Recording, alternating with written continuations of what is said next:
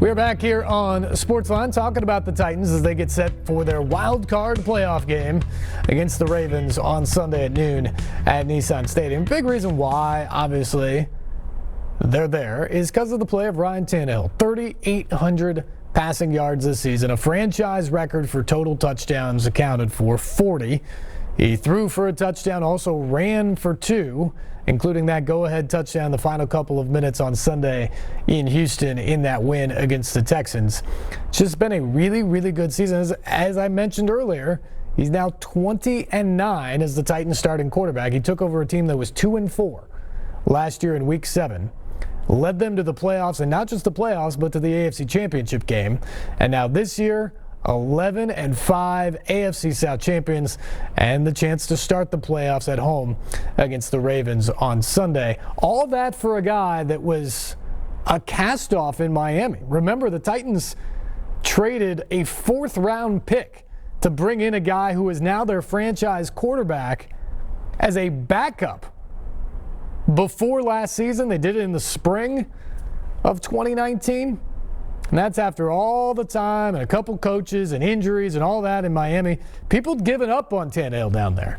Now he's a franchise quarterback putting up numbers that are on par with just about all of the good ones in the NFL right now. He talked about overcoming some of that, appreciating what he has, and the Titans' big win Sunday in Houston that wrapped up the team's first AFC South title in a dozen years. You heard you were going to go for a shot and kind of a follow-up. Just what was the exuberance like when that kick goes through?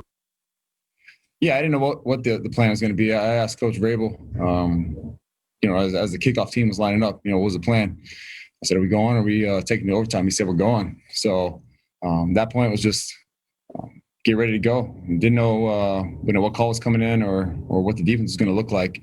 But call came in, liked the call, and then got a good look for it from the defense. So, dropped back, put it up, and AJ made a big play for us. And then obviously you mentioned the kick. I saw it hit off the post and my stomach sank. Then I saw it drop down, and I think it might have went in. And sure enough, refs put their hands up and it was in. Corey. Hey, Ryan, just talk about, kind of resiliency. You guys had opportunities to fold in this game. You blew a lead, and then they took a touchdown away from you on a holding call, but yet you kept coming.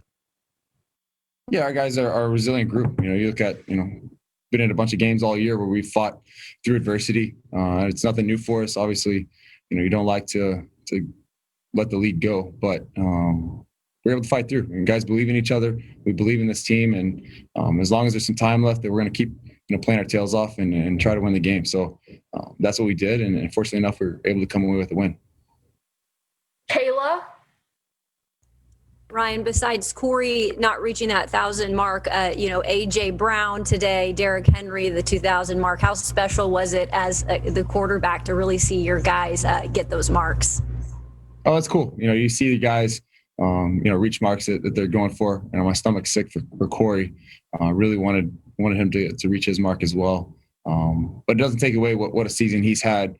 4 yards, it doesn't really change the season he's had. So, I know, on paper, I guess 4 yards makes a difference, but to me and this team and how he's played and what he's meant to this team this whole year is pretty cool what he's been able to do. So you pair that with AJ and Derek obviously getting 2,000, it was a cool day.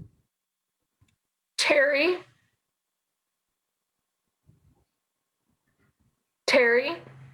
Ryan, talk about what makes the play where you fake it to Derek there in certain situations and you're able to bootleg out off the read option. What makes that play so successful for you guys? Because it worked about 4 times today, and it's really worked all season long.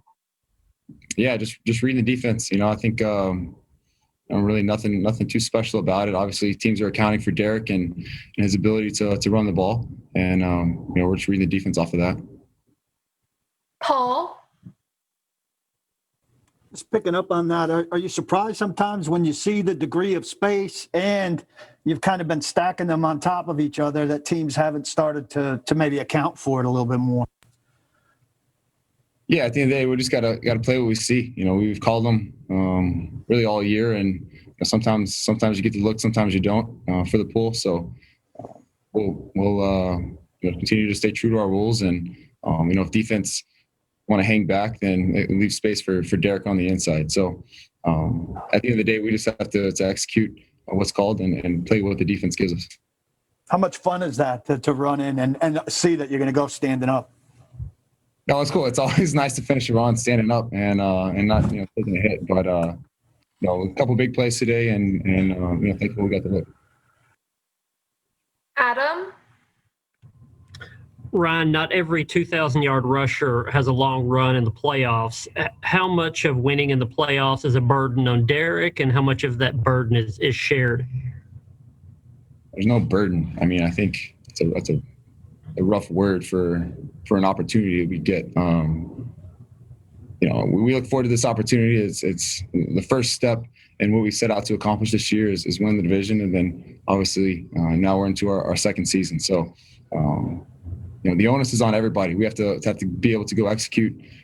O-line has to block. Receivers have to get open. I have to make throws, and Derek has to run. It's really not on one person or one group. It's on everybody. Thanks. Kyle?